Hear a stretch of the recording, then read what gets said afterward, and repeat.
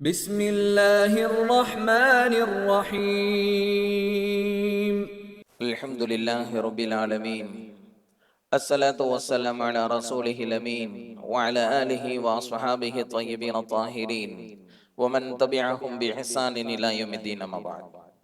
وقال الله تعالى في القرآن الكريم: أعوذ بالله من الشيطان الرجيم، بسم الله الرحمن الرحيم، إنك لعلى خلق عظيم. وقال رسول الله صلى الله عليه وسلم: إنما أنا عبد الله ورسوله، صدق الله وصدق رسول الله صلى الله عليه وسلم. பேரன்பும் பெரும் கருணையும் கொடிமிக்க பேருபகாரி அல்லாஹ்விற்கே கோடான கோடி புகழ். நபிகள் நாயகம் முஹம்மது ரசூலுல்லாஹி ஸல்லல்லாஹு அலைஹி வஸல்லம் அவர்களின் மீதும் அவர்களை பின்பற்றி வாழ்ந்த சகாபாக்கள், தாபிஈன்கள், தபஅ தாபிஈன்கள், உலமாக்கள், ஷுஹதாக்கள், சாலிஹீன்கள், இங்கு அமர்ந்திருக்கிற நம் அனைவரின் மீதும் அல்லாஹ்வின் அன்பும் அருளும் என்றென்றும் நிறைவாக உண்டாவதாக. அல்லாஹ்வின் கிருபையால் அவனுடைய பொருத்தத்தை நாடியவர்களாக அவனுடைய மாளிகையில் இஅ்திகாஃப் நியத்தோடு அமர்ந்திருக்கிற மார்க்க நண்பர்களே, அல்லாஹு ஜல்ல ஷானுஹு தஆலா எந்த நல்ல விஷயங்களை தங்களுடைய வாழ்க்கையில் ஏற்று நடக்கும்படி கட்டளையிட்டுள்ளானோ அந்த விஷயங்களை தங்களுடைய வாழ்க்கையில் ஏற்று நடக்கும்படியும், எந்த விஷயங்களை விட்டு விலகி இருக்கும்படி கட்டளையிட்டுள்ளானோ அந்த விஷயங்களை விட்டு விலகி இருக்கும்படியும் எனக்கும் உங்களுக்கும் தக்வாவை கொண்டு இறை எச்சத்தை கொண்டு நசீஹத்து செய்தவனாக எனது உரையை ஆரம்பம் செய்கிறேன். அல்லாஹு ஜல்ல ஷானுஹு தஆலா நபி ஸல்லல்லாஹு அலைஹி வஸல்லம் அவர்களை மனித குலத்தினுடைய மகுடமாக ஆக்கியிருக்கிறான். எப்படி நபி ஸல்லல்லாஹு அலைஹி வஸல்லம் அவர்களை அழகை கொண்டு சிறப்புப்படுத்தினானோ, எப்படி நபி ஸல்லல்லாஹு அலைஹி வஸல்லம் அவர்களை அந்தஸ்தை கொண்டு சிறப்புப்படுத்தினானோ, அதுபோன்று அவர்களினுடைய அஹ்லாக்குகளை கொண்டும் அவர்களை சிறப்புப்படுத்தினான், அழகுபடுத்தினான். அல்லாஹு ஜல்ல ஷானுஹு தஆலா குர்ஆனிலே சொல்லுகிறான்: "ஹுதில் அஃப் வஅ்முர் பில் உர்ஃப் வஅரித் அனில் ஜாஹிலீன்." நபி ஸல்லல்லாஹு அலைஹி வஸல்லம் அவர்களை பார்த்து அல்லாஹ் சொல்லுகிறான், நீங்கள் மற்றவர்கள் செய்யக்கூடிய தவறுகளை மன்னித்து விடுங்கள், நற்போதனைகளை மக்களுக்கு செய்யுங்கள், அறிவியினர்களை நீங்கள் புறம் தள்ளி விடுங்கள் என்பதாக அல்லாஹ் நபி ஸல்லல்லாஹு அலைஹி வஸல்லம் அவர்களிடத்திலே சொல்லுவான். மேலும் சொல்லுவான்: "ஃபஅஃபு அன்ஹும் வஸ்தக்ஃபிர் லஹும் வஷாவிர்ஹும் ஃபில் அம்ர்." மக்கள் செய்யக்கூடிய தவறுகளை மன்னித்து விடுங்கள், அவர்களுக்காக வேண்டி அல்லாஹ்விடத்திலே மன்னிப்பும் கோருங்கள், அவர்களிடத்தில் ஆலோசனையும் செய்து கொள்ளுங்கள் என்பதாக அல்லாஹ் சொல்லுவான். இப்படி நபி ஸல்லல்லாஹு அலைஹி வஸல்லம் அவர்களினுடைய அஹ்லாக்கை அல்லாஹ் அழகுபடுத்தினான். எப்படி அல்லாஹ் ஜல்ல ஷானுஹு தஆலா அற்புதங்களை கொடுத்து நபி ஸல்லல்லாஹு அலைஹி வஸல்லம் அவர்களை மேன்மைப்படுத்தினானோ, எப்படி பல்வேறு அந்தஸ்துகளை வழங்கி நபி ஸல்லல்லாஹு அலைஹி வஸல்லம் அவர்களின் சிறப்பை உயர்த்தினானோ, அழகான தோற்றத்தை கொடுத்து அல்லாஹ் ஜல்ல ஷானுஹு தஆலா எப்படி நபி ஸல்லல்லாஹு அலைஹி வஸல்லம் அவர்களை சங்கைப்படுத்தினானோ, அதுபோன்று அழகிய குணங்களை தந்து நபி ஸல்லல்லாஹு அலைஹி வஸல்லம் அவர்களை மனித குலத்தினுடைய மகுடமாக ஆக்கினான். நபி ஸல்லல்லாஹு அலைஹி வஸல்லம் அவர்களே சொன்னார்கள்: "இன்னமா புஇஸ்து லியுதம்மிம மகாரிமல் அஹ்லாக்." நான் அனுப்பப்பட்டதே மனிதனினுடைய அழகிய பண்புகளை பரிபூரணப்படுத்துவதற்குத்தான் என்பதாக சொன்னார்கள். என்று சொன்னால், நாம் கடந்த சில வாரங்களில் நபி அவர்களின் அற்புதங்கள் குறித்து பேசினோம். எல்லா அற்புதங்களை விட ஆக சிறந்த அற்புதம் நபி ஸல்லல்லாஹு அலைஹி வஸல்லம் அவர்கள் பெற்றிருந்த அழகிய குணம் என்று சொல்லலாம். ஏனென்று சொன்னால், மனிதனுக்கென்று சில இயல்புகளை அல்லாஹ் வைத்திருக்கிறான். அந்த இயல்புகளில் ஒன்று என்ன தெரியுமா? குறையில்லாமல் மனிதனால் இருக்க முடியாது. ஆனால் நபி ஸல்லல்லாஹு அலைஹி வஸல்லம் அவர்கள் மட்டும்தான் அனைத்து வகையான குறைகளுக்கும் அப்பாற்பட்டவர்களாக இருந்தார்கள்.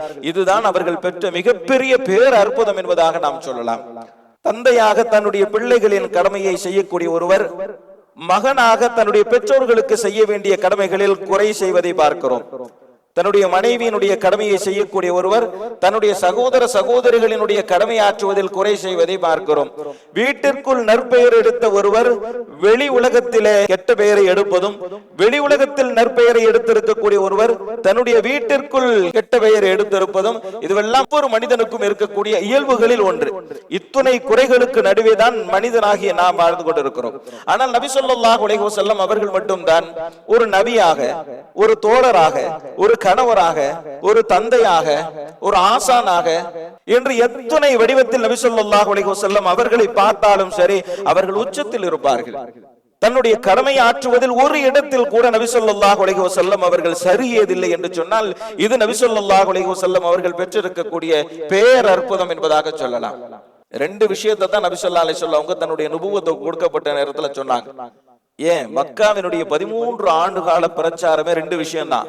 ஒன்னு ஏகத்துவம், இன்னொன்று அழகிய குணம். இந்த ரெண்டைத்தான் நபி ஸல்லல்லாஹு அலைஹி வஸல்லம் அவர்கள் பிரச்சாரம் செஞ்சாங்க. நபி ஸல்லல்லாஹு அலைஹி வஸல்லம் அவங்களை ஆரம்பத்தில் ஏற்றுக்கொண்டவர்களுக்கு காபிர்கள் தொல்லை கொடுத்தார்கள், துன்பம் கொடுத்தார்கள். இப்ப நபி ஸல்லல்லாஹு அலைஹி வஸல்லம் அவங்க சொன்னாங்க, உங்களுக்கு சிரமமாக இருந்துச்சு அப்படின்னு சொன்னா அபிசீனியாவுக்கு போயிருங்க, அங்க இருக்கக்கூடிய கிறிஸ்துவ மன்னர் நஜாஷி நல்ல மனிதர், உங்களுக்கு அடைக்கலம் தருவார் என்பதாக சொன்னாங்க. ஆரம்பத்துல ஒரு 12 பேர் போனாங்க, அதுக்கப்புறம் ஒரு 80 பேர் அங்க போனாங்க. ஆனால் குறைஷிகள் தங்களுக்குள் ஆலோசனை செய்தார்கள். நபி அவர்களை ஏற்றுக்கொண்ட ஒரு 82 பேர் இங்கிருந்து அபிசீனியாவிற்கு சென்று விட்டார்கள். அங்கே சென்று நஜாஷி மன்னரிடத்திலே பேசி அவர்களை மீண்டும் அழைத்து வருவது யார் என்பதாக ஆலோசனை செய்யப்பட்டு அம்ர் இப்னுல் ஆஸ் அவர்கள் தேர்வு செய்யப்பட்டு அவர்களை அனுப்புகிறார்கள். அம்ர் இப்னுல் ஆஸ் சிலரோடு போகிறார். நஜாஷி மன்னரிடத்திலே சொல்லுகிறார், எங்கள் பகுதியில் இருந்து சிலர் தப்பித்து இங்கே வந்து விட்டார்கள் அடைக்கலம் தேடி. அவர்கள் என்ன செய்தார்கள் தெரியுமா? நாங்கள் வணங்கும் தெய்வங்களை அவர்கள் புறக்கணிக்கிறார்கள், எங்களுடைய மதங்களை அவர்கள் புறம் தள்ளிவிட்டார்கள், அவர்கள் எங்களை குறை சொல்கிறார்கள், உங்களையும் அவர்கள் குறை சொல்லுகிறார்கள், எனவே அவர்கள் இங்கே வந்து விட்டார்கள் என்பதாக சொல்லி நஜாஷி மன்னரிடத்திலே அம்ர் இப்னுல் ஆஸ் சொல்லுகிறார்.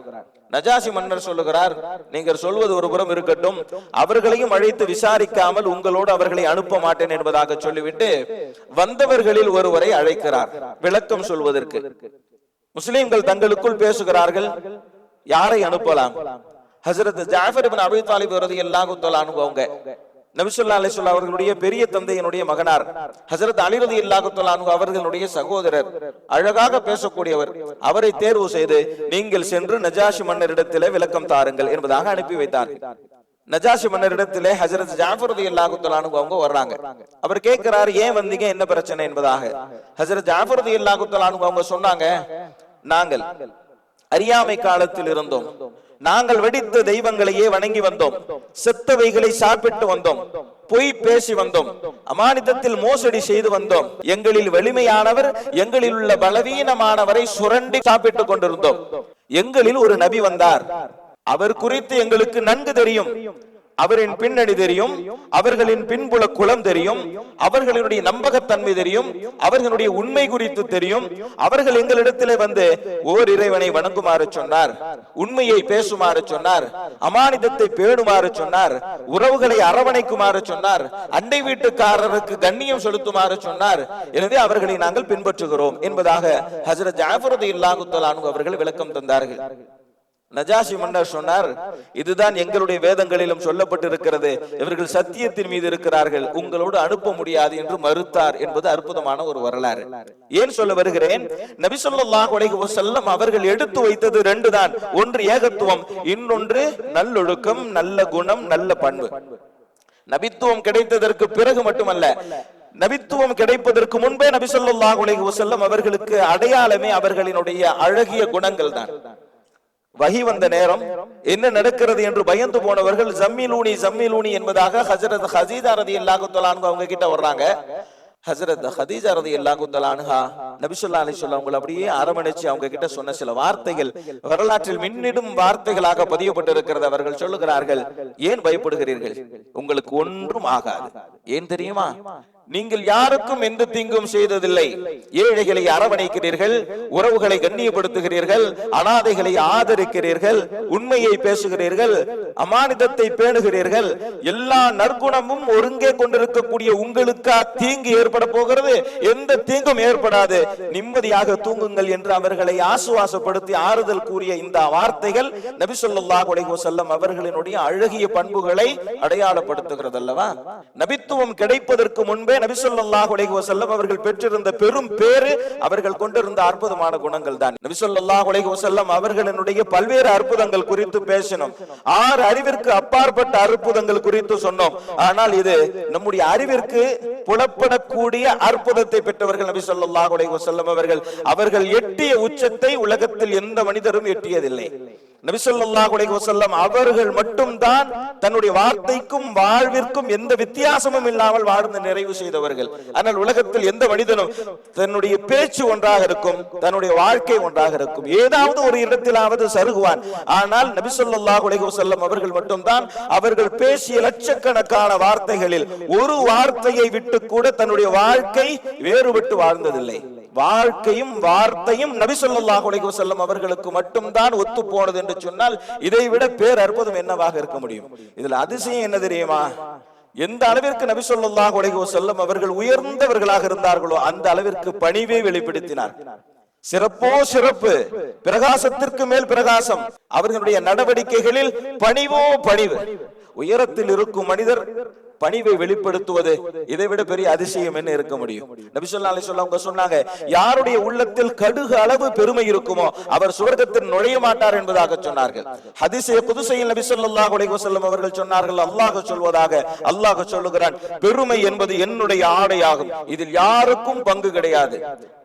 வலகுல் கிப்ரியாஉ ஃபிஸ் ஸமாவாதி வல் அர்த். குர்ஆனில் அல்லாஹ் சொல்லுகிறான், வானம் பூமியில் உள்ள எல்லா பெருமையும் யாருக்கு சொந்தம்? அவனுக்கு மட்டும் தான் சொந்தம். பெருமை அடிக்கும் உரிமை யாருக்கும் கிடையாது. அப்படி ஒரு அதிகாரம் யாருக்கும் வழங்கப்படவில்லை என்பதாக அல்லாஹ் சொல்லுவதாக நபி ஸல்லல்லாஹு அலைஹி வஸல்லம் அவங்க சொன்னாங்க. நபி ஸல்லல்லாஹு அலைஹி வஸல்லம் அவங்களை பார்த்த உடனே பயந்துருவாங்க. என்ன அவங்களுடைய கம்பீரம், பேசி பழகுனா ரொம்ப ஈர்க்கப்பட்டுருவாங்க. ஏன்னு சொன்னா நபி ஸல்லல்லாஹு அலைஹி வஸல்லம் அவங்களுடைய மென்மையும் நளினமும் என்பதாக ஹஜ்ரத் அலி ரலியல்லாஹு தஆலா அன்ஹு அவங்க சொல்லுவாங்க. நபி ஸல்லல்லாஹு அலைஹி வஸல்லம் அவங்களை பத்தி ஒருத்தர் கேள்விப்பட்டார். அவர்களுடைய உயர்வு, மாண்பு, அவர்கள் நபி என்றெல்லாம் கேள்விப்பட்டு அவங்களை சந்திக்கணும்னு சொல்லி வந்தார். நபி ஸல்லல்லாஹு அலைஹி வஸல்லம் பார்த்தோன்னே பயந்துட்டார். நபி ஸல்லல்லாஹு அலைஹி வஸல்லம் உங்களுக்கு புரிஞ்சு போச்சு, பயந்துட்டாருன்னு சொல்லி பக்கத்துல கூப்பிட்டாங்க. சொன்னாங்க, மக்காவில் சாதாரண ரொட்டி துண்டை சாப்பிட்டு வாழ்ந்த ஒரு பெண்மணியின் மகன் தான் நான். என்னை பார்த்து பயப்பட வேண்டிய தேவையில்லை என்பதாக சொன்னார். ஈருலக சர்தாரின் வார்த்தையை கொஞ்சம் பாருங்கள். சாதாரண ரொட்டி துண்டை சாப்பிட்டு வாழ்ந்த ஒரு பெண்மணியின் மகன் தான் நான். என்னை பார்த்து ஏன் அஞ்ச வேண்டும்? என்னை பார்த்து ஏன் பயப்பட வேண்டும்? அருகில் வாருங்கள், அமருங்கள் என்று நளினமாக பேசினார்கள். இது நபி ஸல்லல்லாஹு அலைஹி வஸல்லம் அவர்களினுடைய எளிமைக்கு உதாரணம். இப்படி நிறைய விஷயங்களை சொல்லலாம். நபி ஸல்லல்லாஹு அலைஹி வஸல்லம் சொல்றாங்க, லஆகிலு முத்தகியா, நான் சாய்ந்து கொண்டு சாப்பிட மாட்டேன், ஒரு அடிமையை போன்று சாப்பிடுவதற்கு தான் நான் ஆசைப்படுகிறேன் என்பதாக சொல்லுவாங்க. நபி ஸல்லல்லாஹு அலைஹி வஸல்லம் சாப்பிடும்போது சமணங்கால போட்டு சாப்பிட மாட்டாங்க. சாப்பிடும் போது ஒன்றின் மீது சாய்ந்து கொண்டு சாப்பிட மாட்டாங்க.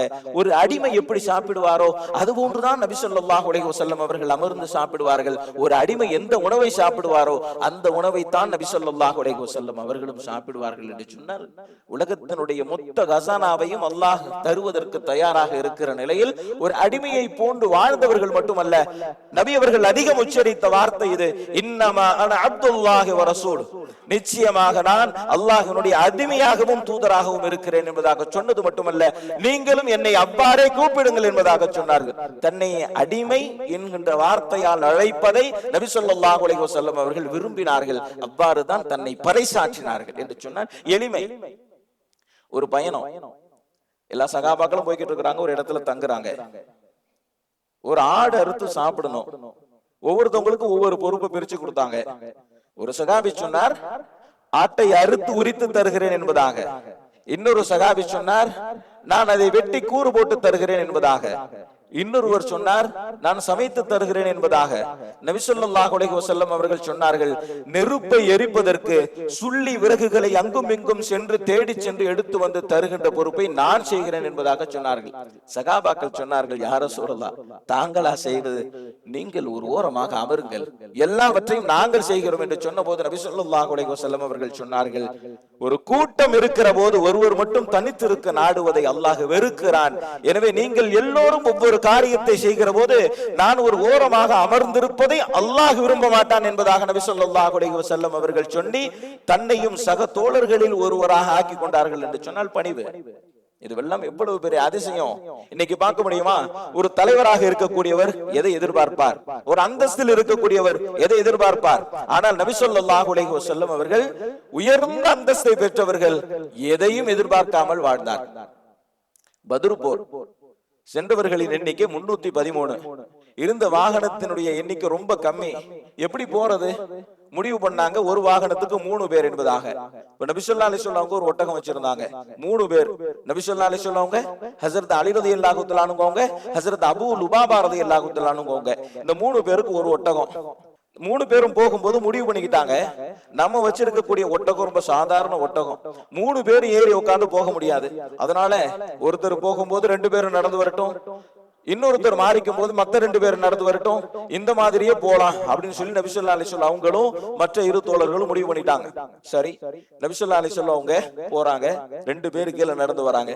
கொஞ்சம் தூரம் போனதுக்கு அப்புறம் நீங்க ஏறி உட்காருங்க, நபி ஸல்லல்லாஹு அலைஹி வஸல்லம் நான் நடந்து வரேன்னு சொல்றாங்க. எப்படி ஏற்றுக்கொள்வார்கள் சகாபாக்கள்? இந்த 2 பேரும் சொன்னாங்க, யார சொல்லலாம், ஒன்னும் பிரச்சனை இல்லை, நீங்களே கடைசி வரை வாருங்க, நாங்கள் நடந்து வருகிறோம்.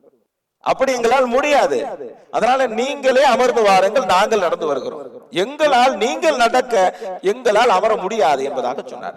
இப்ப நபி ஸல்லல்லாஹு அலைஹி வஸல்லம் அந்த 2 பேரை பார்த்து சொன்னாங்க, நான் அமர்ந்து நீங்கள் நடந்து வரும் அளவிற்கு நீங்கள் இருவரும் என்னை விட வலிமையானவர்களும் இல்லை. நடந்து வந்தால் அல்லாஹ் கூடுதலான கூலியை தருகிறான். அல்லாஹ் தரக்கூடிய கூலியை விட்டு நான் தேவையற்றவனும் அல்ல. எவ்வளவுக்கு எவ்வளவு சிரமப்படுறோமோ அவ்வளவுக்கு எவ்வளவு நன்மை கூட தானே. நடந்து வர்றதுனால அல்லாஹ் கூடுதலாக கூலி வழங்குறான் இல்லையா? அந்த கூலி எனக்கு வேணுமே, அதை விட்டு தேவையற்றவனும் இல்லை. உங்கள் இருவரை விட நான் பலவீனமானவனும் இல்லை.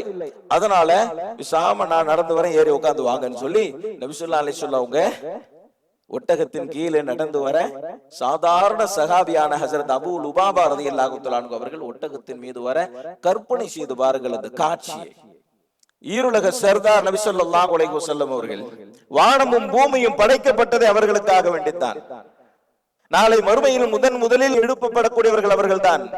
முதலில் ஷஃபாஅத் செய்யக்கூடியவர்கள் அவர்கள்தான். முதலில் ஷஃபாஅத் ஏற்கப்படக்கூடியவர்கள் அவர்கள்தான். முதலில் சொர்க்கத்தினுடைய பூட்டை அசைக்கக்கூடியவர்கள் நபி ஸல்லல்லாஹு அலைஹி வஸல்லம் அவர்கள்தான். இன்னும் ஒரு செய்தியை சொன்னா ரொம்ப ஆச்சரியமா இருக்கும். நபி ஸல்லல்லாஹு அலைஹி வஸல்லம் அவங்க எந்த வகையிலும் பாவம் செய்ய மாட்டாங்க, மாசூம், பாவத்திற்கு அப்பாற்பட்டவர். என்றாலும் அல்லாஹ் சொன்னால், யக்ஃபிரு லக்கல்லாஹு மா தகத்தம மின் தம்பிக வ மா தஅخر, உங்களுடைய அனைத்து பாவங்களையும் மன்னித்து விட்டேன் என்பதாக சொன்னார். யாரை பார்த்து சொல்லுகிறான்? பாவமே செய்யாத மாசூமை பார்த்து அல்லாஹ் சொல்லுகிறான், உங்களை மன்னித்து விட்டேன் என்பதாக. ஏன் சொன்னான்? எந்த விதமான மாசுக்கும் சம்பந்தம் இல்லாதவர்கள் என்பதை பறைசாட்டுவதற்காக வேண்டி சொன்னான். ஆனால் நபி ஸல்லல்லாஹு அலைஹி வஸல்லம் என்ன சொன்னாங்க தெரியுமா? சகாபாக்களை பார்த்து, நானே ஒரு நாளைக்கு 100 தடவை இஸ்திக்ஃபார் செய்றேன்னு சொன்னான்.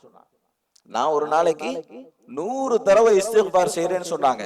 மேலும் சொன்னாங்க, லா அதிரி மா இஃபாலு பி, நாளை மறுமையில் நான் எப்படி விசாரணைக்கு உட்படுத்தப்படுவேன் என்று எனக்கு தெரியாது, அது குறித்து நான் அஞ்சுகிறேன் என்பதாக சொன்னாங்க.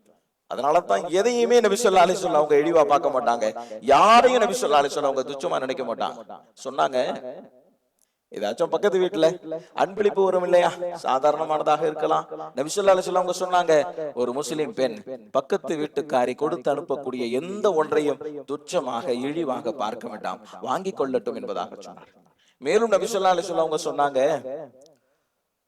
ஒன்றிற்கும் உதவாத ஆட்டினுடைய கால் குழம்பை வைத்து ஒரு உணவை தயார் செய்து என்னை விருந்திற்கு அழைத்தாலும் நான் செல்வேன் என்பதாக நபி ஸல்லல்லாஹு அலைஹி வஸல்லம் அவங்க சொன்னார். ஒரு அஜ்ஜரத்துக்கு வீட்டுல சாப்பாடு கொடுக்கணும் அப்படின்னு சொல்லி சொன்னாவே என்ன செய்வாங்க? சாதாரண சாப்பாடு கொடுக்க மாட்டாங்க. இது இயல்பு இல்லையா? நபி ஸல்லல்லாஹு அலைஹி வஸல்லம் அவர்களுக்கு சகாபாக்கள் எப்படி கொடுக்க ஆசைப்படுவார்கள். ஆனால் நபி அவர்கள் என்ன சொன்னார்கள்?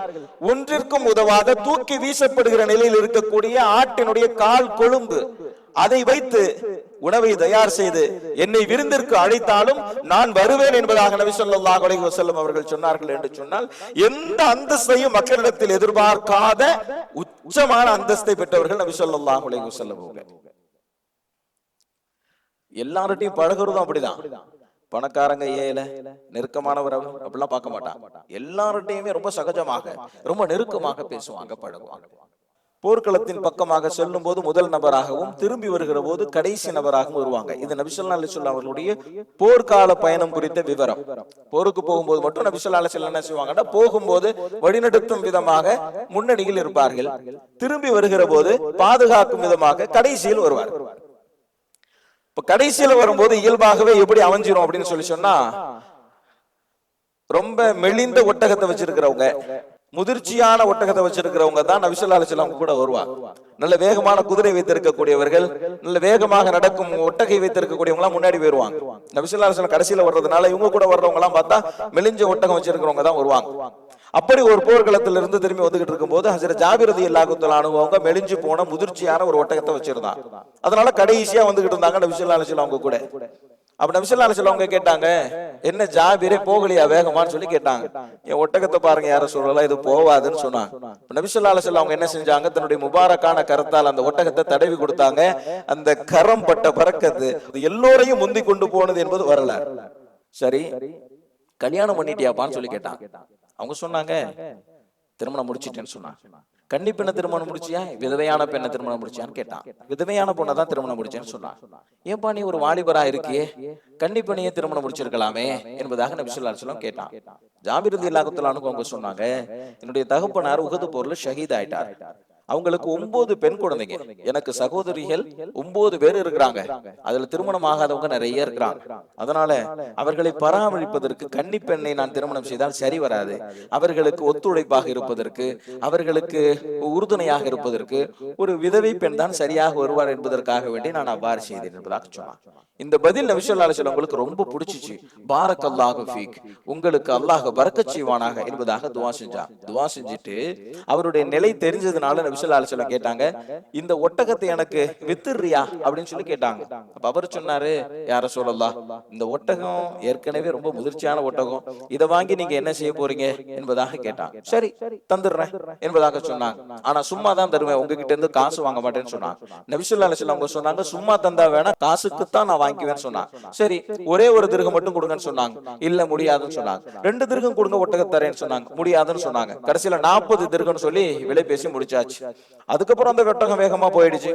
அங்க போனதுக்கு பிறகு ஜாபிர் ரலியல்லாஹு தஆலா அன்ஹு தன்னுடைய மனைவிட்ட சொல்றாங்க, இந்த ஒட்டகத்தை 40 திர்ஹத்துக்கு நபி ஸல்லல்லாஹு அலைஹி வஸல்லம் அவங்க வாங்கிக்கிறேன்னு சொல்லி சொன்னாங்க அப்படின்னு சொல்லி சொன்னாங்க. மனைவி சொன்னாங்க, ஸல்லல்லாஹு அலைஹி வஸல்லம் அவங்களோடு ஒரு கொடுக்கல் வாங்கலின் தொடர்பு கிடைப்பது என்பது எவ்வளவு பெரிய பாக்கியம், அதனால தாராளமாக செய்யலாம் என்பதாக சொன்னாங்க. ஒட்டகத்தை அழைச்சிக்கிட்டு நபி ஸல்லல்லாஹு அலைஹி வஸல்லம் அவங்க வீட்டுக்கு முன்னாடி வந்து நின்றாங்க. ஹஜ்ரத் பிலால் ரலியல்லாஹு தஆலா அன்ஹு வீட்டு வாசல்ல இருந்தாங்க. சொல்லி விட்டாங்க நான் வந்திருக்கேன்னு சொல்லி.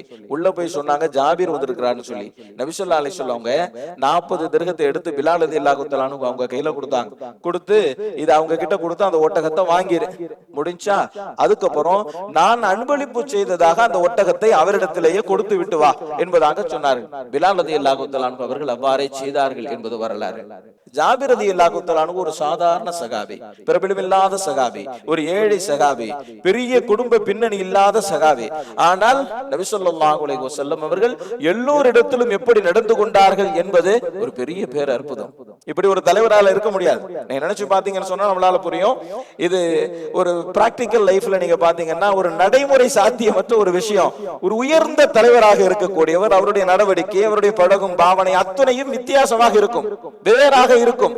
ஆனால் நபி ஸல்லல்லாஹு அலைஹி வஸல்லம் அவர்களால் மட்டும்தான் உயர்ந்த அந்தஸ்தை பெற்றிருந்தும் பல்வேறு சிறப்புகளை பெற்றிருந்தும் கூட ஒரு சாமானிய மனிதரை போன்று இயல்பாகவும் யதார்த்தமாகவும் எளிமையாகவும் இனிமையாகவும் வாழ முடியும் என்று சொன்னால் நபி ஸல்லல்லாஹு அலைஹி வஸல்லம் அவர்கள் பெற்றிருந்த பெரிய பேரற்புதம் இதுதான் என்று சொன்னால், நாம் நபி அவர்களை தலைவராக பெற்றுக்கொண்ட நாம் மிகப்பெரிய பாக்கியசாலிகள். அல்லாஹு ஜல்ல ஷானுஹு தஆலா நபி ஸல்லல்லாஹு அலைஹி வஸல்லம் அவர்களுடைய கண்ணியம் உணர்ந்து நடந்து கொள்ளக்கூடிய தௌஃபீக் நமக்கு தந்தருள்வானாக.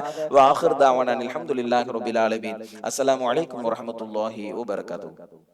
பள்ளிவாசலின் பராமரிப்பிற்காக வேண்டி தாராளமாக உதவி செய்யுங்கள். அல்லாஹு ஜல்ல ஷானுஹு தஆலா நாம் செய்யக்கூடிய உதவிகளுக்கு நிருப்பமான நற்கூலியை வழங்குவானாக.